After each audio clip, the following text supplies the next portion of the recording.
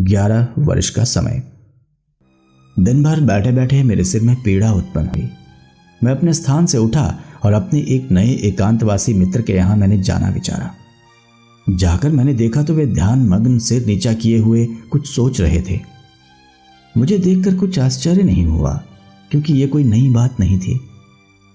उन्हें थोड़े ही दिन पूर्व से इस देश में आए हुआ है। नगर में उनसे मेरे सिवा और किसी से विशेष जान पहचान नहीं है, और ना वे विशेषता किसी से मिलते जुलते ही हैं। केवल मुझसे, मेरे भाग्य से वे मित्र भाव रखते हैं। उदास तो वे हर समय रहा करते हैं।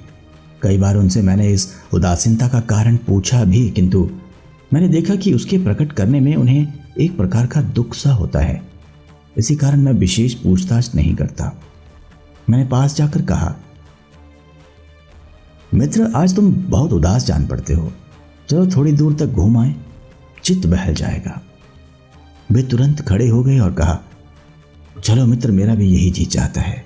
मैं तो तुम्हारे यहां जाने वाला था। हम दोनों उठे और नगर से पूर्व की ओर का मार्ग लिया। बाग के दोनों ओर की कृषि संपन्न भूमि की शोभा का अनुभव करते और हरियाली के विस्तृत राज्य का अवलोकन करते हम लोग चले। दिन का अधिकांश अभिशेष था, इससे चित्त को स्थिरता थी। पाउस की जरावस्था थी, इससे ऊपर से भी किसी प्रकार के अत्याचार की संभावना न थी। प्रस्तुत ऋतु की प्रशंसा भी हम दोनों बीच बीच में करते जाते थे। हाँ, ऋतुओं में उदारता का अभिमान यही कर सकता है। दीन कृषकों को अन्नदान और सूर्य तप तपत पृथ्वी को वस्त्र दान देकर यश का भागी यही होता है। इसे तो कवियों की काउंसिल से राय बहादुर की उपाधि मिलनी चाहिए। यद्यपि पाउस की युवावस्था का समय नहीं है, किंतु उसके यश की ध्वजा फहरा रही है। स्थान स्थान पर प्रसन्न सलिल पूर्ण ताल यद्यपि उसकी पूर्व उदारता का परिचय दे रहे हैं। एतादृश भावों की उलझन में पड़कर हम लोगों का ध्यान मार्ग की शुद्धता की ओर न रहा। हम लोग नगर से बहुत दूर निकल गए। देखा तो शने शने भूमि में परिवर्तन लक्षित होने लगा। अरुणता मिश्रित पहाड़ी, रेतीली भूमि, जंगली बैर मकोई की छोटी छोटी कंटक में झाड़ियां दृष्टि के अंतर्गत होने लगी। अब हम लोगों को जान पड़ा कि हम दक्षिण की ओर झुके जा रहे हैं। संध्या भी हो चली। दिवाकर की डूबती हुई किरणों की अरुण आभा झाड़ियों पर पड़ने लगी। इधर प्राची की ओर दृष्टि गई। देखा तो चंद्रदेव पहले ही से सिंहासन रूढ़ होकर एक पहाड़ी के पीछे से झांक रहे थे। अब हम लोग नहीं कह सकते कि किस स्थान पर हैं। एक पगडंडी के आश्रय अब तक हम लोग चल रहे थे, जिस पर उगी हुई घास इस बात की शपथ खा के साक्षी दे रही थी कि वर्षों से मनुष्यों के चरण इस ओर नहीं पड़े हैं। कुछ दूर चलकर ये मार्ग भी तृण सागर में लुप्त हो गया। इस समय क्या कर्तव्य है? चित्त इसी के उत्तर की प्रतीक्षा में लगा। अंत में यह विचार स्थिर हुआ कि किसी खुले स्थान से चारों ओर देखकर यह ज्ञान प्राप्त हो सकता है कि हम लोग अमुक स्थान पर हैं। दैवात सम्मुख ही ऊंची पहाड़ी देख पड़ी। उसी को इस कार्य के उपयुक्त स्थान हम लोगों ने विचारा। ज्यों त्यों करके पहाड़ी के शिखर तक हम लोग गए। ऊपर आते ही भगवती जनहू नंदिनी के दर्शन हुए। नेत्र तो सफल हुए। इतने में चारु हासिनी चंद्रिका भी अट्टहास करके खिल पड़ी। उत्तर पूर्व की ओर दृष्टि गई। विचित्र दृश्य सम्मुख उपस्थित हुआ। जानवी के तट से कुछ अंतर पर नीचे मैदान में बहुत दूर गिरे हुए मकानों के ढेर स्वच्छ चंद्रिका में स्पष्ट रूप से दिखाई दिए। मैं सहसा चौंक पड़ा और ये शब्द मेरे मुख से निकल पड़े। क्या ये वही खंडर है जिसके विषय में यह अनेक दंत कथाएं प्रचलित हैं? चारों ओर दृष्टि उठाकर देखने से पूर्ण रूप से निश्चय हो गया कि हो ना हो कि वही स्थान है जिसके संबंध में मैंने बहुत कुछ सुना है। मेरे मित्र मेरी ओर ताकने लगे। मैंने संक्षेप में उस खंडर के विषय में जो कुछ सुना था उनसे कह सुनाया। हम लोगों के चित्त में कौतूहल की उत्पत्ति हुई। उसको निकट से देखने की प्रबल इच्छा ने मार्ग ज्ञान की व्यग्रता को हृदय से बहिर्गत कर दिया। उत्तर की ओर उतरना बड़ा दुष्कर प्रतीत हुआ, क्योंकि जंगली वृक्षों और कंटक में झाड़ियों से पहाड़ी का विभाग आच्छादित था। पूर्व की ओर से हम लोग सुगमता पूर्वक नीचे उतरे। यहां से खंडर लगभग 1.5 मील प्रतीत होता था। हम लोगों ने पैरों को उसी ओर मोड़ा। मार्ग में घुटनों तक उगी हुई घास पग पग पर बाधा उपस्थित करने लगी, किंतु अधिक विलंब तक ये कष्ट हम लोगों को भोगना ना पड़ा। क्योंकि आगे चलकर फूटे हुए खपड़ेलों की सिटकियां मिलने लगी। इधर उधर गिरी हुई दीवारें और मिट्टी के डूह प्रत्यक्ष होने लगे। हम लोगों ने जाना कि अब यहीं से खंडर का आरंभ है। दीवारों की मिट्टी से स्थान क्रमशः ऊंचा होता जाता था, जिस पर से होकर हम लोग निर्भय जा रहे थे। इस निर्भयता के लिए हम लोग चंद्रमा के प्रकाश के भी अनुग्रहित हैं। सम्मुख ही एक देव मंदिर पर दृष्टि जा पड़ी, जिसका कुछ भाग तो नष्ट हो गया था, किंतु शेष प्रस्तुत विनिर्मित होने के कारण अब तक क्रूर काल के आक्रमण को सहन करता आया था। मंदिर का द्वार ज्यों का त्यों खड़ा था, किवाड़ सट गए थे। भीतर भगवान भवानीपति बैठे निर्जन कैलाश का आनंद ले रहे थे। द्वार पर उनका नंदी बैठा था। मैं तो प्रणाम करके वहां से हटा, किंतु देखा तो हमारे मित्र बड़े ध्यान से खड़े हो उस मंदिर की ओर देख रहे हैं और मन ही मन कुछ सोच रहे हैं। मैंने मार्ग में भी कई बार लक्ष्य किया कि वे कभी कभी ठिठक जाते हैं और किसी वस्तु को बड़ी स्थिर दृष्टि से देखने लगते हैं। मैं खड़ा हो गया और पुकार कर मैंने कहा, कहो मित्र, क्या है, क्या देख रहे हो? मेरी बोली सुनते ही वे झट मेरे पास दौड़ आए और कहा, कुछ नहीं, यूं ही मंदिर देखने लग गया था। मैंने फिर तो कुछ न पूछा, किंतु अपने मित्र के मुख की ओर देखता जाता था, जिस पर कि विस्मय युक्त एक अद्भुत भाव लक्षित होता था। इस समय खंडर के मध्य भाग में हम लोग खड़े थे। मेरा हृदय इस स्थान को इस अवस्था में देख विदीर्ण होने लगा। प्रत्येक वस्तु से उदासी बरस रही थी। इस संसार की अनित्यता की सूचना मिल रही थी। इस करुणोत्पादक दृश्य का प्रभाव मेरे हृदय पर किस सीमा तक हुआ, शब्दों द्वारा अनुभव करना असंभव है। कहीं सड़े हुए किवाड़ भूमि पर पड़े प्रचंड काल को साष्टांग दंडवत कर रहे हैं। जिन घरों में किसी अपरिचित की परछाई पड़ने से कुल की मर्यादा भंग होती थी, वे भीतर से बाहर तक खुले पड़े हैं। रंग बिरंगी चूड़ियों के टुकड़े इधर उधर पड़े काल की महिमा गा रहे हैं। मैंने इनमें से एक को हाथ में उठाया। उठाते ही ये प्रश्न उपस्थित हुआ कि वे कोमल हाथ कहाँ हैं जो इन्हें धारण करते थे। हाँ, यही स्थान किसी समय नर नारियों के आमोद प्रमोद से पूर्ण रहा होगा और बालकों के कलोल की ध्वनि चारों ओर से आती रही होगी। वही आज कराल काल के कठोर दांतों के तले पिसकर चकनाचूर हो गया है। तृणों से आच्छादित गिरी हुई दीवारें, मिट्टी और ईंटों के ठूह, टूटे फूटे चौखटे और किवाड़ इधर उधर पड़े एक स्वर से मानो पुकार के कह रहे थे, दिनन को फेर होत मेरू होत माटी को। प्रत्येक पार्श्व से मानो यही ध्वनि आ रही थी। मेरे हृदय में करुणा का एक समुद्र उमड़ा, जिसमें मेरे विचार सब मग्न होने लगे। मैं एक स्वच्छ शिला पर, जिसका कुछ भाग तो पृथ्वी तल में धंसा था और शेषांश बाहर था, बैठ गया। मेरे मित्र भी आकर मेरे पास बैठे। मैं तो बैठे बैठे काल चक्र की गति पर विचार करने लगा। मेरे मित्र भी किसी विचार ही में डूबे थे, किंतु मैं नहीं कह सकता कि वह क्या था। यह सुंदर स्थान इस शोचनीय और पतित दशा को क्यों कर प्राप्त हुआ, मेरे चित्त में तो यही प्रश्न बार बार उठने लगा। किंतु उसका संतोषदायक उत्तर प्रदान करने वाला वहां कौन था? अनुमान ने यथासाध्य प्रयत्न किया, परंतु कुछ फल न हुआ। माथा घूमने लगा। न जाने कितने और किस किस प्रकार के विचार मेरे मस्तिष्क से होकर दौड़ गए। हम लोग अधिक विलंब तक इस अवस्था में ना रहने पाए। ये क्या मधुसूदन, ये कौन सा दृश्य है? जो कुछ देखा उससे अवाक रह गया। कुछ दूर पर एक श्वेत वस्तु इसी खंडर की ओर आती देख पड़ी। मुझे रोमांच हो आया, शरीर कांपने लगा। मैंने अपने मित्र को उस ओर आकर्षित किया और उंगली उठा के दिखाया, परंतु कहीं कुछ ना देख पड़ा। मैं स्थापित मूर्ति की भांति बैठा रहा। पुनः वही दृश्य।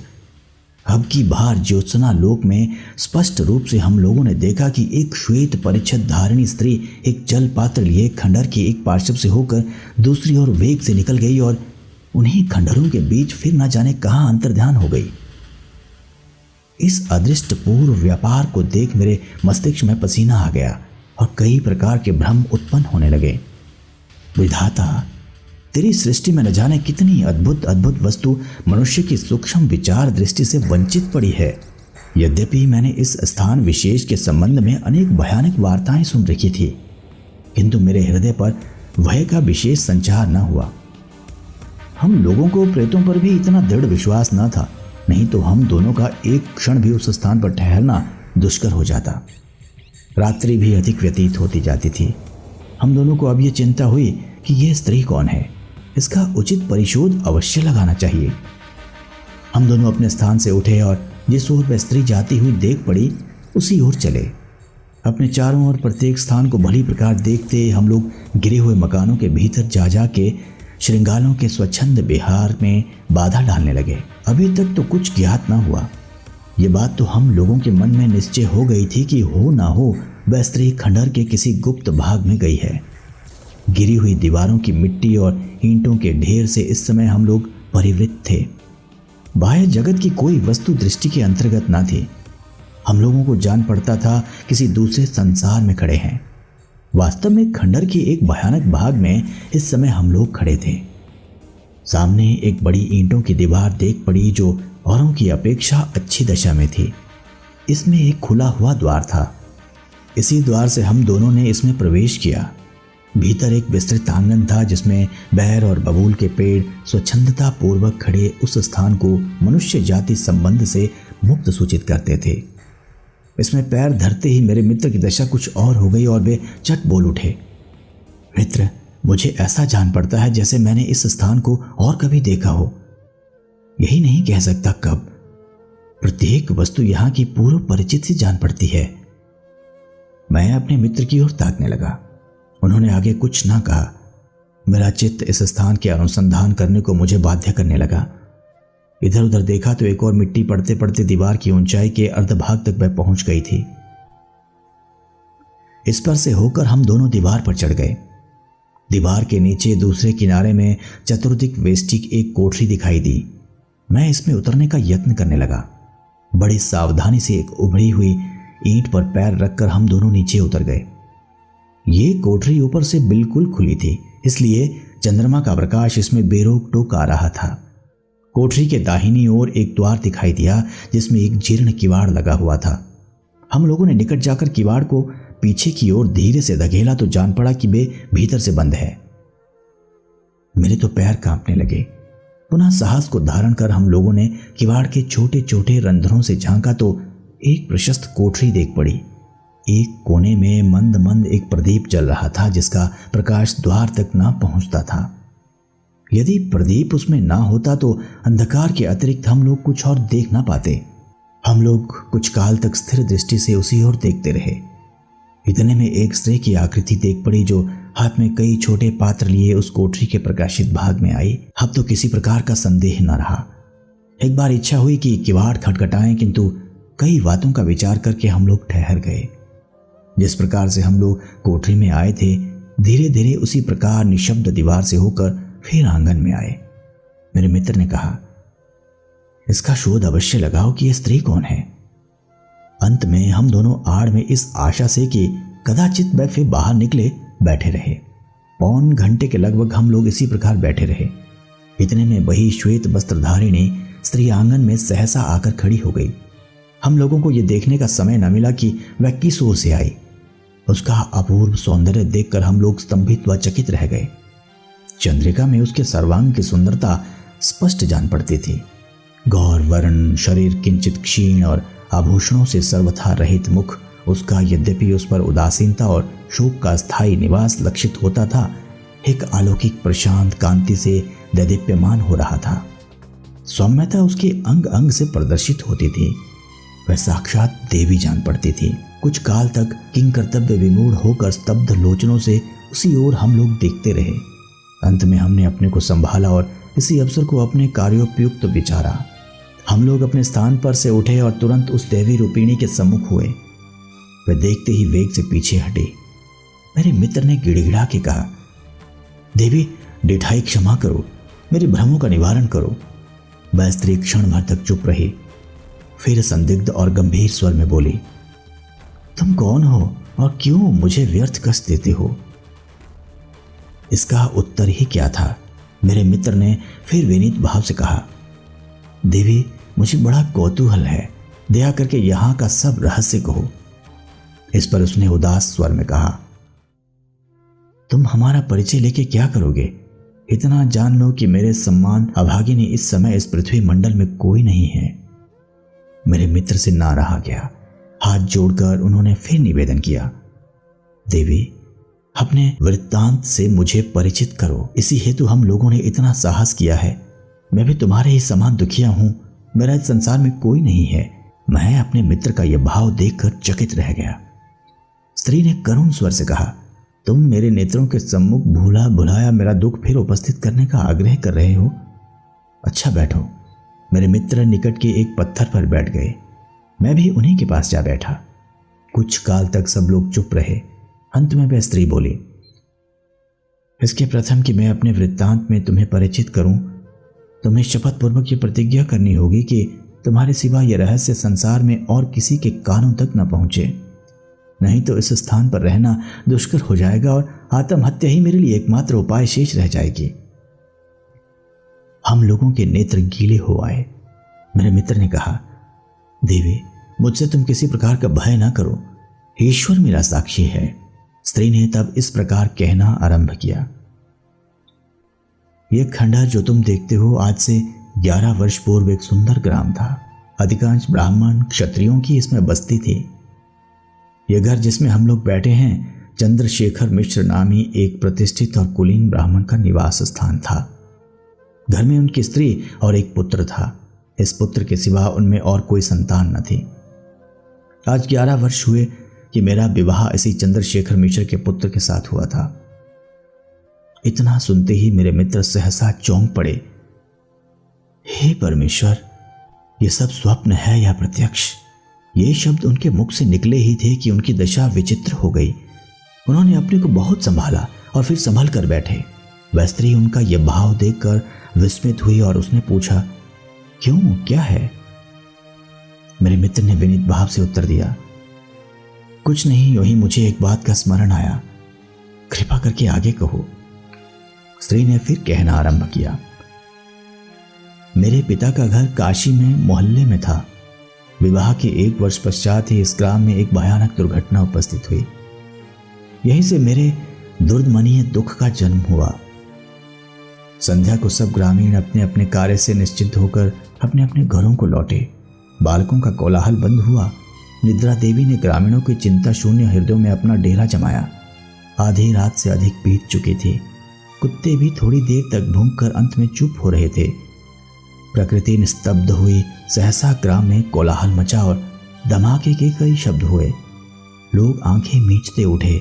चारपाई के नीचे पैर देते हैं तो घुटने भर पानी में खड़े। कोलाहल सुनकर बच्चे भी जागे। एक दूसरे का नाम ले लेकर लोग चिल्लाने लगे। अपने अपने घरों में से लोग बाहर निकलकर खड़े हुए। भगवती जाह्नवी को द्वार पर बहते हुए पाया। भयानक विपत्ति, कोई उपाय नहीं। जल का वेग क्रमशः अधिक बढ़ने लगा। पैर कठिनता से ठहरते थे। फिर दृष्टि उठाकर देखा, जल ही जल दिखाई दिया। एक एक करके सब सामग्रियां बहने लगी। संयोगवश एक नाव कुछ दूर पर आती देख पड़ी। आशा आशा आशा। नौका आई। लोग टूट पड़े और बलपूर्वक चढ़ने का यत्न करने लगे। मलाहों ने भारी विपत्ति सम्मुख देखी। नाव पर अधिक बोझ होने के भय से उन्होंने तुरंत अपनी नाव बढ़ा दी। बहुत से लोग रह गए। नौका पवन गति से गमन करने लगी। नौका दूसरे किनारे पर लगी। लोग उतरे। चंद्रशेखर मिश्र भी नाव पर से उतरे और अपने पुत्र का नाम लेके पुकारा।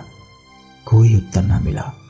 उन्होंने अपने साथ ही उसे नाव पर चढ़ाया था, किंतु भीड़ भाड़ नाव पर अधिक होने के कारण वह उनसे पृथक हो गया था। मिश्र जी बहुत घबराए और तुरंत नाव लेकर लौटे। देखा बहुत से लोग रह गए थे। उनसे पूछताछ किया, किसी ने कुछ पता ना दिया। निराशा भयंकर रूप धारण करके उनके सामने उपस्थित हुई। संध्या का समय था। मेरे पिता दरवाजे पर बैठे थे। सहसा मिश्र जी घबराए हुए आते देख पड़े। उन्होंने आकर सारी घटना कह सुनाई और तुरंत उन्मत्त की भांति वहां से चल दिए। लोग पुकारते ही रह गए। वे एक क्षण भी वहां न ठहरे। तब से फिर कभी वे दिखाई न दिए। ईश्वर जाने वे कहाँ गए। मेरे पिता भी दत्तचित्त होकर अनुसंधान करने लगे। उन्होंने सुना कि ग्राम के बहुत से लोग नाव पर चढ़ चढ़ कर इधर उधर भाग गए हैं, इसलिए उन्हें आशा थी। इस प्रकार ढूंढते ढूंढते कई मास व्यतीत हो गए। अब तक वे समाचार की प्रतीक्षा में थे। उन्हें आशा थी, किंतु अब उन्हें चिंता हुई। चंद्रशेखर मिश्र का भी तब से कहीं कुछ समाचार न मिला। जहां जहां मिश्र जी का संबंध था मेरे पिता स्वयं गए, किंतु चारों ओर से निराश लौटे। किसी का कुछ अनुसंधान न लगा। 1 वर्ष बीता, 2 वर्ष बीते, तीसरा वर्ष आरंभ हुआ। पिता बहुत इधर उधर दौड़े, अंत में ईश्वर और भाग्य के ऊपर छोड़कर बैठ रहे। तीसरा वर्ष भी व्यतीत हो गया। मेरी अवस्था उस समय 14 वर्ष की हो चुकी थी। अब तक तो मैं निर्बोध बालिका थी। अब क्रमशः मुझे अपनी वास्तविक दशा का ज्ञान होने लगा।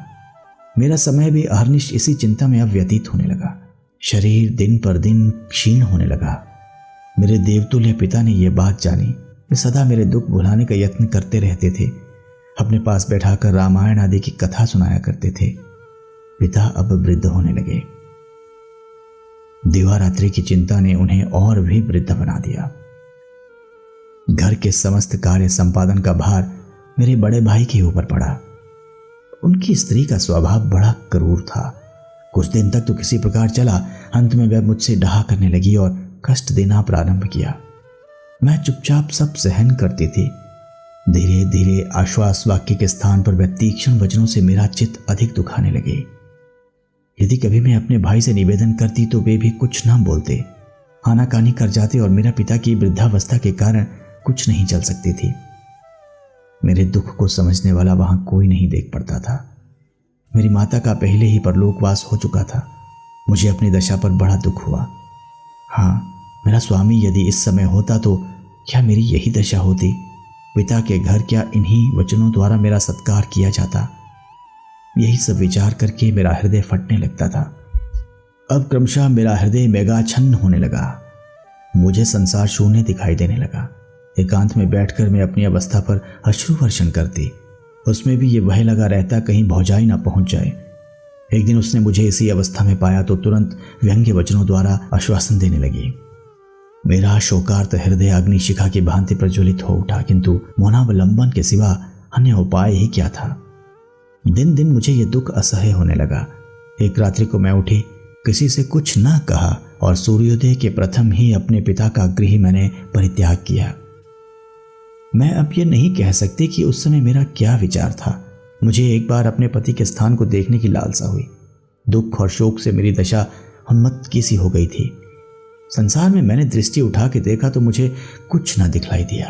केवल चारों ओर दुख, सैकड़ों कठिनाइयां झेलकर अंत में मैं इस स्थान तक आ पहुंची। उस समय मेरी अवस्था केवल 16 वर्ष की थी। मैंने इस स्थान को उस समय भी प्रायः इसी दिशा में पाया था। यहाँ आने पर मुझे कई चिन्ह ऐसे मिले जिनसे मुझे यह निश्चय हो गया कि चंद्रशेखर मिश्र का घर यही है। इस स्थान को देखकर मेरे आर्त हृदय पर बड़ा कठोर आघात पहुंचा। इतना कहते कहते हृदय के आवेग ने शब्दों को उसके हृदय में ही बंदी कर रखा, बाहर प्रकट होने ना दिया। क्षणिक पर्यंत वे चुप रही, सिर नीचा किए भूमि की ओर देखती रही। इधर मेरे मित्र की दशा कुछ और ही हो रही थी। लिखित चित्र की भांति बैठे हुए एकटक ताक रहे थे। इंद्रियां अपना कार्य उस समय भूल गई थी। स्त्री ने फिर कहना आरंभ किया। इस स्थान को देख मेरा चित्त बहुत दग्ध हुआ। हाँ, यदि ईश्वर चाहता तो किसी दिन मैं ऐसी गृह की स्वामिनी होती। आज ईश्वर ने मुझको उसे इस अवस्था में दिखलाया। उसके आगे किसका वश है? अनुसंधान करने पर मुझे 2 कोठरियां मिली जो सर्व प्रकार से रक्षित और मनुष्य की दृष्टि से दुर्भेद्य थीं। लगभग चारों ओर मिट्टी पड़ जाने के कारण किसी को उनकी स्थिति का संदेह नहीं हो सकता था।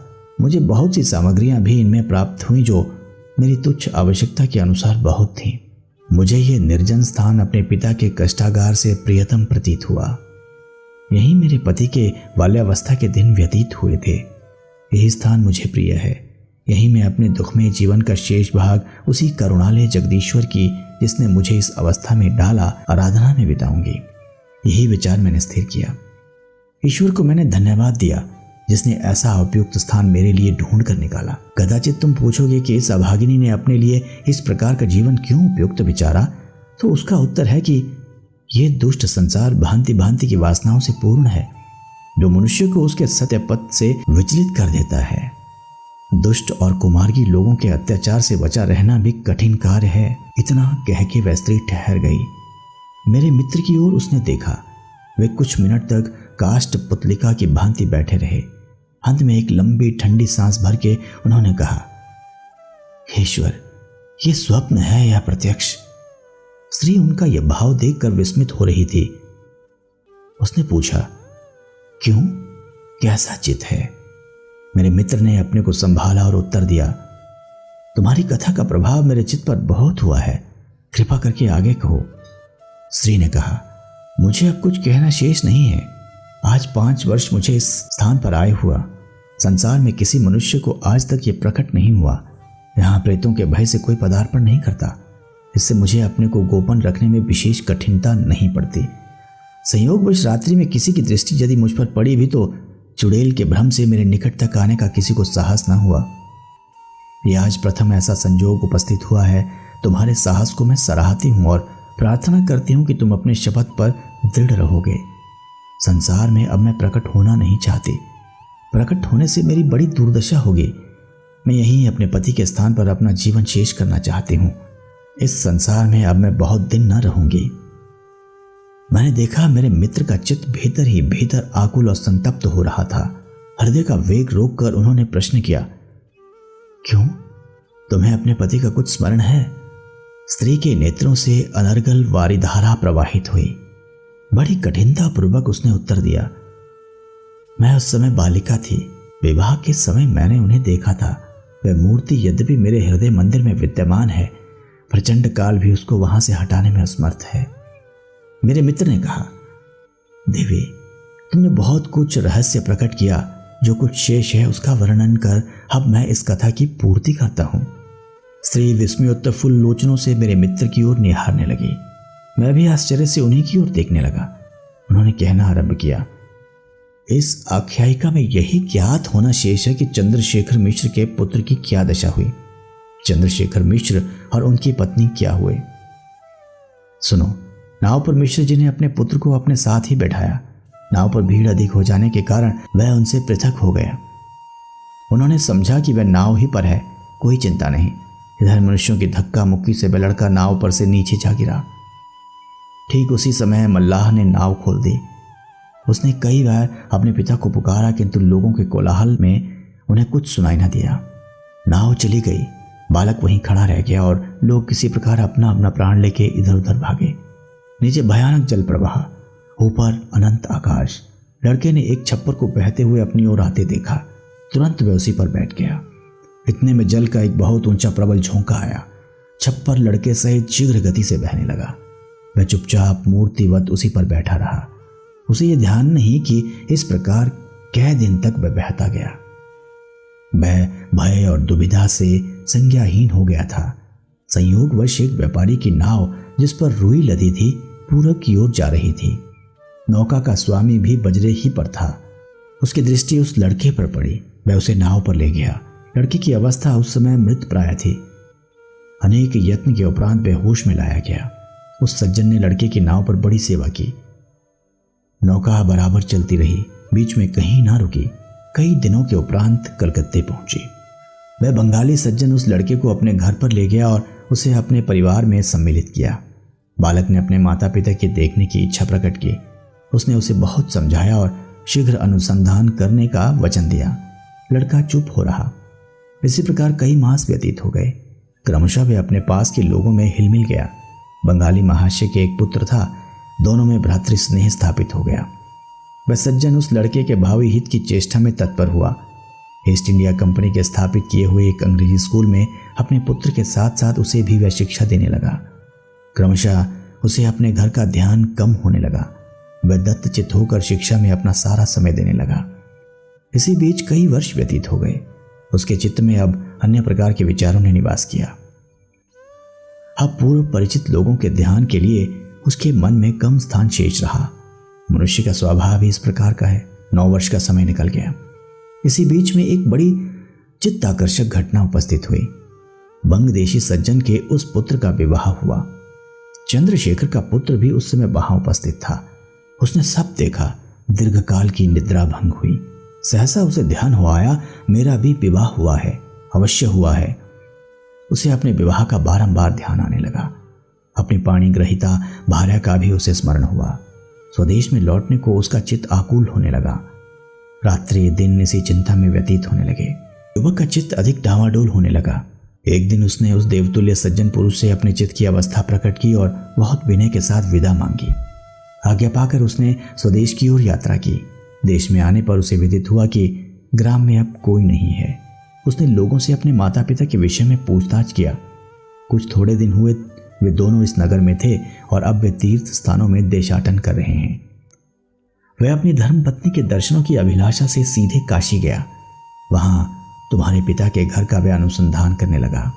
बहुत दिनों के पश्चात तुम्हारे ज्येष्ठ भ्राता से उसका साक्षात हुआ, जिससे तुम्हारे संसार से सहसा लोप हो जाने की बात ज्ञात हुई। वह निराश होकर संसार में घूमने लगा। इतना कहकर मेरे मित्र चुप हो रहे। इधर शेष भाग सुनने को हम लोगों का चित्त उब रहा था। आश्चर्य से उन्हीं की ओर हम ताक रहे थे।